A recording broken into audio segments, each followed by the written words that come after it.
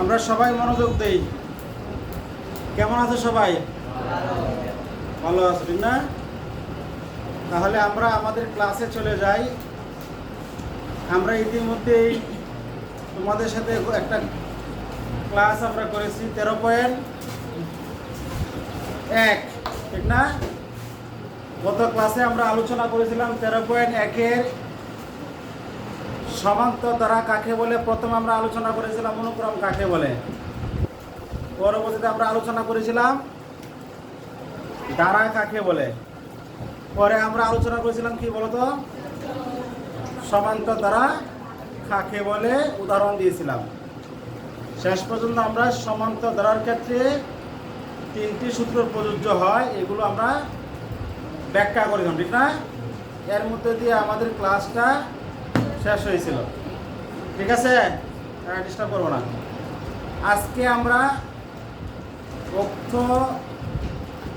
অনুশীলনীর আমরা কয়েকটি ম্যাথমেটিক্যাল সমস্যা অর্থাৎ কয়েকটি গাণিতিক সমস্যা আমরা সমাধান করার কী করবো, চেষ্টা করব। তাহলে সবাই বইয়ের দিকে একটু দেখাও। দেখো 5 নম্বর সমস্যার দিকে সবাই দেখাও। এই অ্যাটেনশন প্লিজ, মনোযোগ দিবা ক্লাসে। কত নম্বর সমস্যা? 5 নম্বর সমস্যা। 5 নম্বর সমস্যা যদি সবাই তাকাও, যদি দেখো একটা দ্বারা দেওয়া আছে। দ্বারাটা কি দেওয়া আছে? 2 -5 -12 -19 এরকম একটা দ্বারা। দ্বারাটির সাধারণ অন্তর বের করো এবং 12তম পদ নির্ণয় করো। তাহলে আমরা কিন্তু ইতিমধ্যে একটা কি পেয়েছি, দ্বারা পেয়েছি। তাহলে এই দ্বারার সাধারণ অন্তর বের করব। যেহেতু সাধারণ অন্তর বলছে, তাহলে এখান থেকে আমরা সিদ্ধান্ত নিতে পারি ইহা একটি সমান্তর দ্বারা। এই কথা কি বুঝতে পারছো না? কি বলছে বলো তো? সমান্তর বলছে সাধারণ অন্তর বের করো, ঠিক আছে? সাধারণ অন্তর বের করো। যেহেতু সাধারণ অন্তর বের করার জন্য বলছে, তাহলে আমরা ধরে নিব এটা ইহা একটি সমান্তর দ্বারা। যদি সাধারণ অন্তর না বলে সাধারণ অনুপাত বলতো, তখন হয়তো আমরা বুঝতাম এটা ইহা একটা গুণোত্তর দ্বারা। আচ্ছা, ওটা আমরা পরে অংশে আলোচনা করব। তাহলে যেহেতু বলেছে সাধারণ অন্তর বের করো, তাহলে আমাদের সিদ্ধান্ত হয়ে গেল ইহা একটা সমান্তর দ্বারা। এখন সমান্তর দ্বারা কাকে বলে?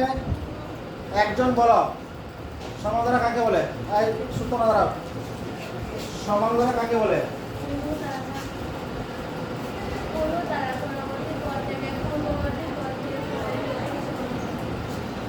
কোন দ্বারা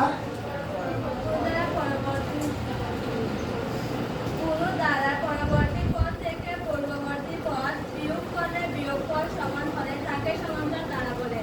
তাহলে আমরা কি বুঝলাম? কোনো একটি দ্বারার পরবর্তী পদ থেকে পূর্ববর্তী পদ বিয়োগ করলে বিয়োগফল যদি সমান হয়, তখন তাকে বলা হয় সমান্তর দ্বারা। এটা ছিল আমাদের গত ক্লাসের আলোচনা, ঠিক আছে? এখন দেখো, আমরা যদি একটু খেয়াল করি, আমরা যদি দ্বারাটা যদি লিখি, আগে আমরা দ্বারাটা লিখি। সবাই লিখো 2 -5 -12 -19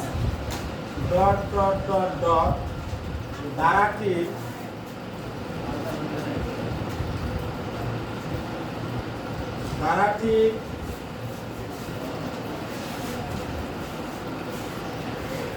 সাধারণ অন্তর এবং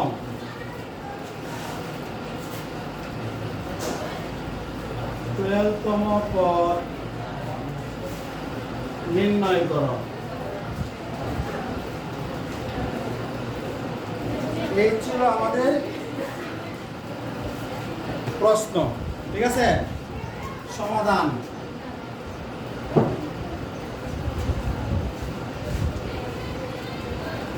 আমরা যদি একটা মনোযোগ দিই, এই যে একটা দ্বারা, এবং তোমাদের এই প্রশ্নটা বইয়ে আছে, না লিখলেও চলবে।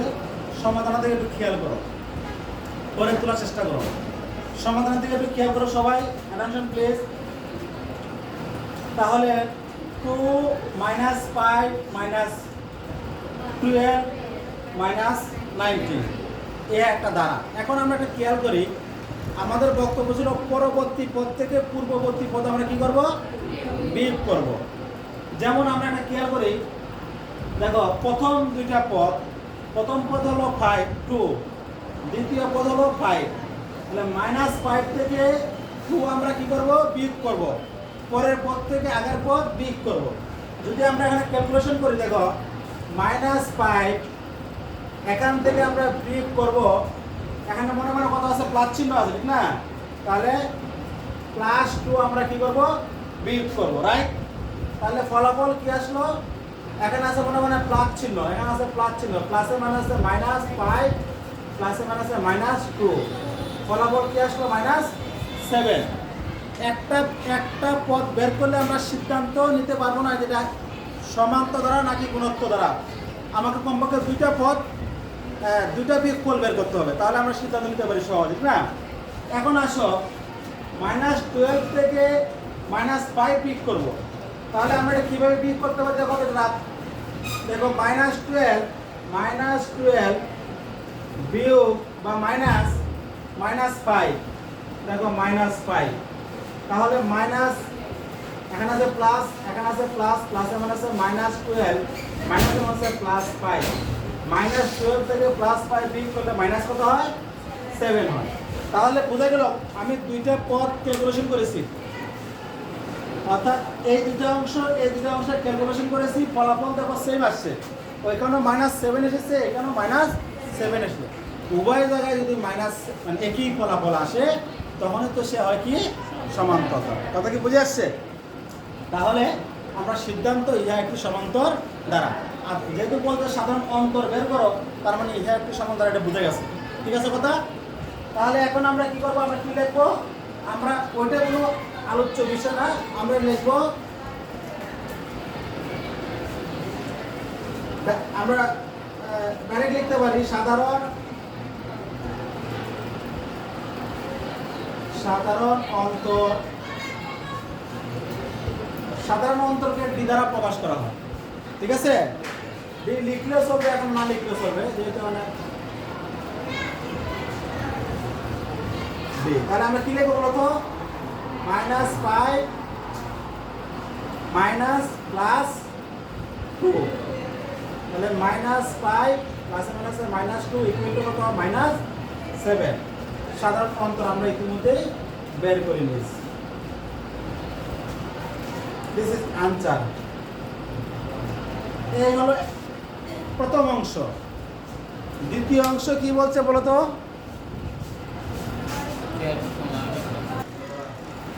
দেখো, খেয়াল করে সবাই দেখো, আমাদের এখানে দুইটা অংশ সমস্যার সমাধান করা বলছে। একটা অংশ ইতিমধ্যে আমরা শেষ করেছি, সাধারণ অন্তর পেয়েছি আমরা -7। দ্বিতীয় অংশ বলছে 12তম পদ নির্ণয় করো। এই জায়গাটা ক্লিয়ার করতে হবে। তাহলে এখানে আমরা গত ক্লাসে আমরা তিনটা সূত্র নিয়ে কথা বলছিলাম। এর মধ্যে একটা সূত্র ছিল কি? n-তম পদ, মনে আছে? n-তম পদ বের করার সূত্র হচ্ছে কি বলতো? a plus n-1 d। তাহলে আমরা দেখো এখানে প্রথম পদকে প্রকাশ করা হয় কি দিয়ে? এ দ্বারা প্রকাশ করা হয়। আর প্রথম পদটা এখানে আছে কত? 2, তাহলে প্রথম পদ a সমান 2। সাধারণ অন্তরকে প্রকাশ করা হয় কি দ্বারা? বি দ্বারা। আমরা প্রথম অংশে সাধারণ অন্তর পেয়েছি কত? -7। কথা ক্লিয়ার? তাহলে দুটোই গেল। তাহলে আমাকে প্রশ্ন করছে কততম পদ বের করবো? 12তম। তাহলে আমরা সূত্র জানি, n-তম পদের সূত্র জানি a plus n-1 into d। তাহলে যেহেতু n-তম পদের সূত্র হচ্ছে a plus n-1 into d, তাহলে 12তম পদ হবে, দেখো a এর মান 2 প্লাস n এর মান হয়ে যাবে 12, যেহেতু 12তম পদ বের করার জন্য বলছে। তাহলে n এর মান হবে 12, আর a এর মান তো 2 আছে, -1, d এর মান তো -7 বের করা আছে, রাইট? এখন দেখো টু প্লাস 12 থেকে 1 চলে গেলে কত হবে 11 11 আর হলো -7। এখন দেখো এই যে প্লাস আর মাইনাসের গুণ করলে আচ্ছা পরে গুণ করেছি 11 ইন্টু -7 তাহলে 2 এই যে প্লাস আর মাইনাসের গুণ করলে হয় মাইনাস আর 11 আর 7 এর গুণ করলে হয় 77 77 হচ্ছে মাইনাসের আর প্লাস হচ্ছে 12 77 থেকে প্লাস 2 কি করলে বিয়োগ করলে হয় -75 আনসার। সবাই কি বুঝতে পারছো? হ্যাঁ ক্লিয়ার? ওকে, আমরা দেখো 6 নাম্বার সমস্যাটা আমরা বোর্ডে লিখেছি। সমস্যাটা হলো 8 plus 11 plus 14 plus 17 plus dot dot দ্বারাটির কোন পদ 392 অর্থাৎ অ্যাটেনশন প্লিজ এভরিবডি। অর্থাৎ আমাকে বলতেছে যে এইভাবে দাঁড়া চলছে, এইভাবে যদি আমরা যাওয়া শুরু করি লিখতে শুরু করি তাহলে কোন জায়গায় গিয়ে কততম পদে গিয়ে 392 পাবো, অর্থাৎ 392 সংখ্যাটা পাবো কততম পথ অতিক্রম করলে। ওই হলো 1 নাম্বার, 2 নাম্বার, 3 নাম্বার, 4 নাম্বার। এবার চলছে কোন জায়গায় গিয়ে কততম স্থানে গিয়ে আমরা তাকে পাবো, দিস ইজ দ্য কোশ্চেন। এখন যদি বলো স্যার ভালো কথা, এটা তো সহজ। কীভাবে সহজ স্যার? যে স্যার এখানে 8, এটার পরে 11, এরপর কত 14, এরপর কত 17, 4-3 করে বাড়তেছে। তো আমরা লেখা শুরু করি, লিখতে লিখতে লিখতে লিখতে 2 বোর্ড শেষ করব, 2 খাতা শেষ করব, পরে দেখবো আমরা পাবো গিয়ে 392 পাবো। তো এটা আমাদের জন্য অনেক কী হবে, কষ্ট হয়ে যাবে, বের করতে টাইম আউট হয়ে যাবে না। এই জন্য কিছু আমরা মেকানিজম ব্যবহার করব, কিছু সূত্র ব্যবহার করব। কথা কি বুঝে আসছে? তাহলে দেখো সহজে পারা যায়। যেমন এখানে প্রথম পদকে কি দ্বারা প্রকাশ করা হয়? এ দ্বারা প্রকাশ করা, এর সমান প্রথম পদটা 8। এখন এই তুমি বলো, একজন দাঁড়াও, স্বেচ্ছায় একজন দাঁড়াও, যে ইহা যে একটি সমান্তর দ্বারা এটা আমরা বুঝবো কিভাবে? কে বলতে পারো? ইহা যে একটি সমান্তর দ্বারা এটা বুঝবো কিভাবে? এই কথা তো আমি বারবার ক্লাসে বলেছি। 8 প্লাস 11 প্লাস 14 প্লাস 17 এটা যে একটা সমান্তর দ্বারা, এটা আমরা বুঝবো কিভাবে?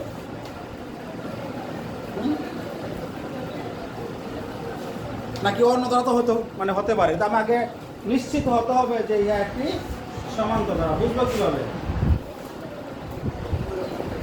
বলো না কেন, কথা বলো না কেন? বুঝি নাই। এখন দাঁড়াও, তুমি দাঁড়াও, ঠান্ডা দাঁড়াও। হ্যাঁ, ইহা একটি সমান্তর দ্বারা বুঝবো কিভাবে বলো? জানো না? বসো। রাহিদুর, তুমি কি জানো? বলো। হ্যাঁ,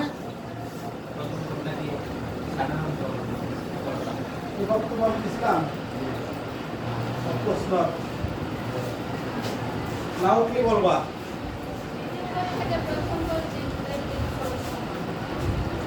কি বলছো আবার বলো? আচ্ছা, দ্বিতীয় বোধ এখানে কত আছে? 11 থেকে 8 আমরা কি করবো? বিয়োগ করবো। তাহলে কত হয়? তাহলে কি আমরা সিদ্ধান্ত নেওয়া সম্ভব যে এটা একটা সমান্তর দ্বারা? তাহলে কি করব? হ্যাঁ, আরেকটা পদ বিয়োগ করব। আমরা 14 থেকে 11 বিয়োগ করব। তাহলে 14 থেকে 11 বিয়োগ করলে কত হয়? 3। তাহলে কি হলো? অন্তত দুটো আমরা টেস্ট করব, ঠিক আছে? তাহলে আমরা দেখতে পেরেছি যে সহজ কথা, পরবর্তী পদ থেকে পূর্ববর্তী পদ বিয়োগ করলে বিয়োগ পদ যদি সমান হয় তখন এটাকে আমরা গুণত্ব দ্বারা ধরে নিব। কথা কি বুঝতে পারছেন? সরি, সমান্তর দ্বারা ধরে নিব, ঠিক আছে? তাহলে আমরা হেডলাইন থেকে আমরা সিদ্ধান্ত নিয়েছি ইহা একটি কি সমান্তর দ্বারা। এখন আসো দেখো, এখানে প্রথম পদ আমরা এ দ্বারা প্রকাশ করবো সমান 8। সাধারণ অন্তরটা আমরা 11 থেকে 8 বিয়োগ করলে কত হয়? মানে 11 থেকে 8 বিয়োগ করলে কত হয় 3 হয়। তাহলে ডি এর মান আমরা পেয়ে গেছি। এখন দেখো সে এই যে 392 সে কত নম্বর স্থানে আছে এটা আমরা জানি। আমি ধরে নিলাম সে nতম স্থানে আছে। এরকম বেশি দেখো মনে করি nতম পদ হচ্ছে 392 বা 392 বললে হবে। কথা কি বুঝে আসছে সংক্ষেপে? তাহলে আমরা জানি যে nতম পদ বের করার সূত্রটা কি ছিল? a plus n minus 1 into d। তাহলে মানে আমরা বলতে পারি যে a plus n minus 1 into d সমান 392। ঠিক আছে? কেন কেন বলো তো? কারণ আমি তাকে ধরে নিয়েছি সে nতম পদে এই সংখ্যাটা আছে, যেহেতু আমি জানি না সে কোন জায়গায় আছে। ক্লিয়ার কথা? যেহেতু আমি জানি না সে কোন জায়গায় আছে, আমি ধরে নিয়েছি সে nতম পদে আছে। আর nতম পদের সূত্রটা হলো কি a plus n minus 1 into d। তাই আমি শর্ত মতে বা প্রশ্ন মতে বা সুতরাং আমরা বলতে পারি a plus n minus 1 into d সমান 392। রাইট? এখন আমরা একটা ম্যাথমেটিক্যাল টার্ম যদি আমরা সলভ করি তাহলে আমাদের সমস্যার সমাধান হয়ে যাবে। ক্লিয়ার? ম্যাথমেটিক্যাল টার্মটা কি বলতো? a এর মান আছে 8, a এর মান দেওয়া আছে 8, n মাইনাস 1, d এর মান দেওয়া আছে কত 3 ইকুয়াল টু 392। এখন আমরা জানি 8টা এই পাশে যখন থাকে তার প্লাস অবস্থায় আছে, আমরা যখন সমান চিহ্নের পার্শ্ব পরিবর্তন করব তখন চিহ্নের বিপরীত হবে। রাইট? লাস্ট বয় রাইট স্টার। তাহলে আমরা কি বলতেছি বলতো?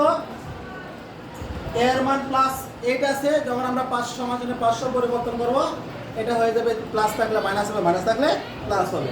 তাহলে আমরা এখানে মাইনাস করে দিলাম, 392 থেকে 8 আমরা মাইনাস করলাম।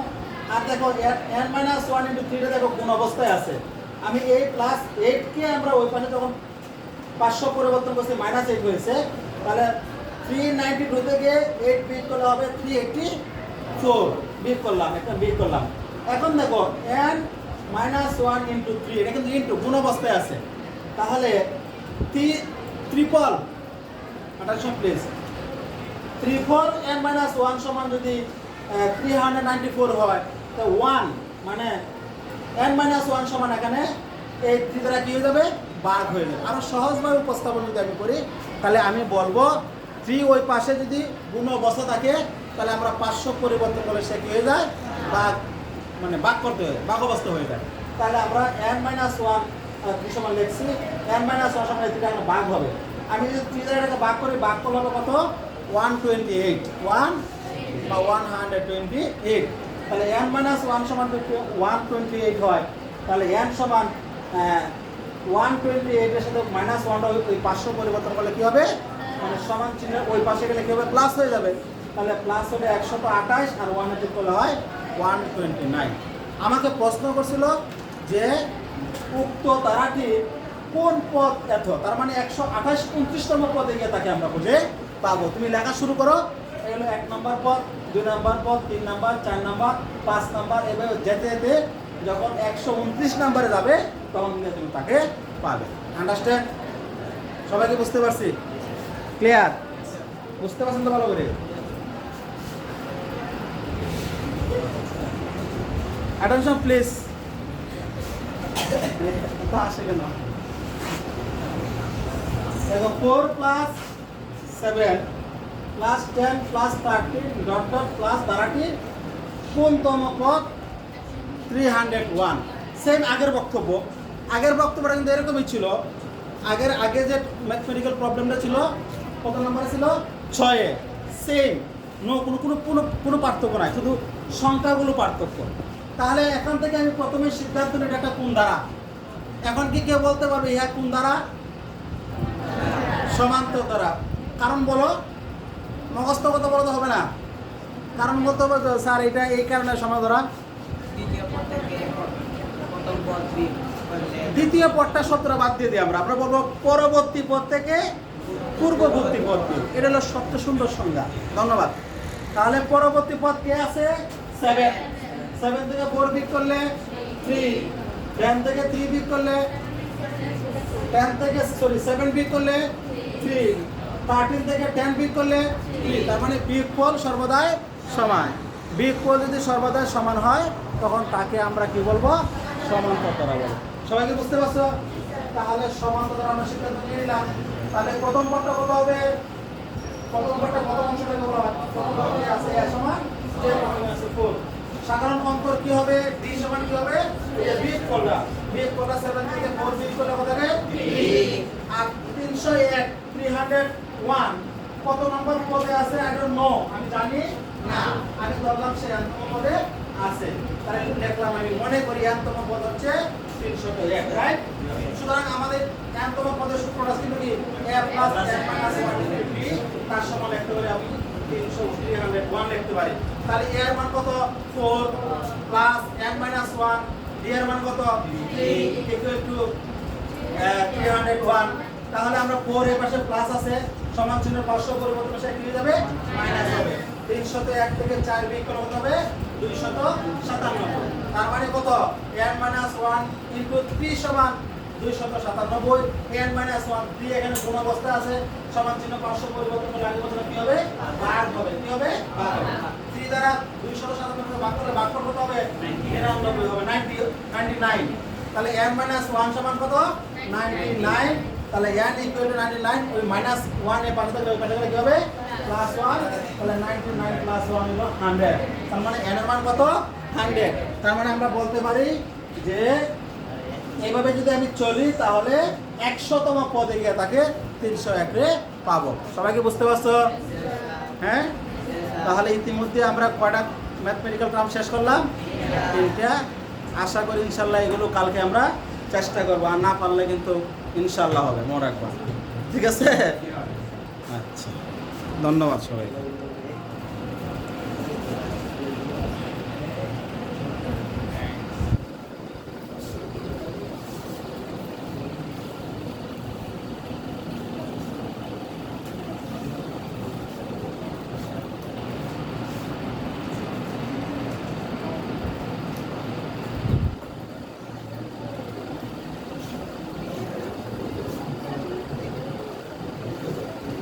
ওকে, আল্লাহ হাফেজ।